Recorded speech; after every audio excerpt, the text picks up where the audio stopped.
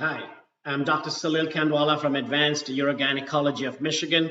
So I'm the medical director in urogynecology, and this is our website, www.augm.org.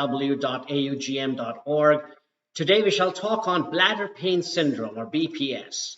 So what is it? It's a very common condition, extremely common, and women can get this from their teens up to their 90s. It is completely misunderstood and mismanaged. What is it not? It is not a bladder infection or urinary tract infection. It is not endometriosis. It is not ovarian cysts that are causing pain. It is not a prolapse or a vaginal bulge that is painful or uncomfortable. And it's not chronic yeast infection. So basically, it is a pelvic pressure discomfort condition which could be associated with one or more of the bladder symptoms, such as frequency, urgency, and bladder discomfort, in the absence of proven urinary infection or other obvious pathologies. So, why does it happen? What is the etiology? So, if you look at it, this is the gag layer, this is the bladder, this is the inside of the bladder, and in the inner coating, there's a layer called the gag layer.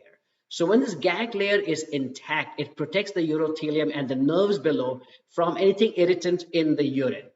But if the gag layer breaks down, then this irritants can go down, irritating the nerve, and there could be nerve dysfunction where the pain nerve takes over than the normal nerve.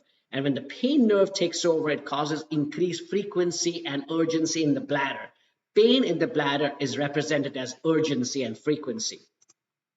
So there's pain if she's holding too long, becomes painful. No real complaint of urine leakage. She may notice some constant wetness, but not like squirting out or it's just falling out of her.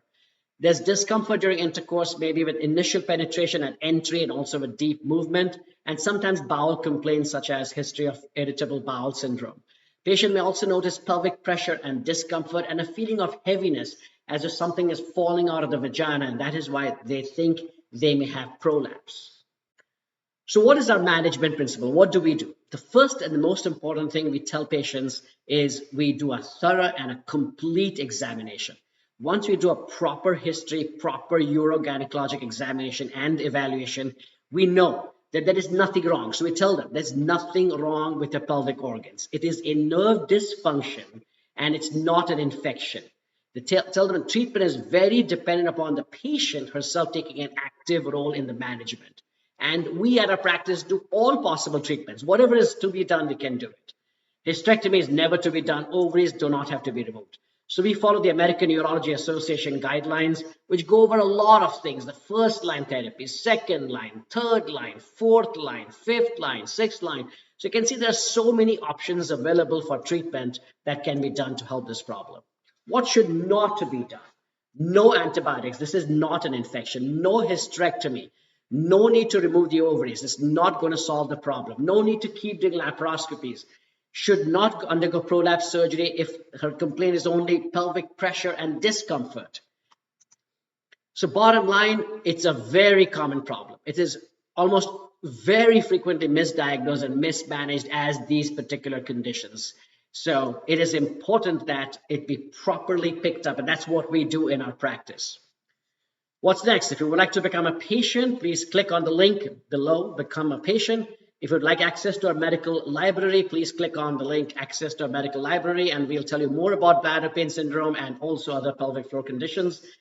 Please feel free to share this video with any of your friends and family by sending them the link, bladder pain syndrome, time to break through the glass ceiling. Let us take care of BPS, one woman at a time.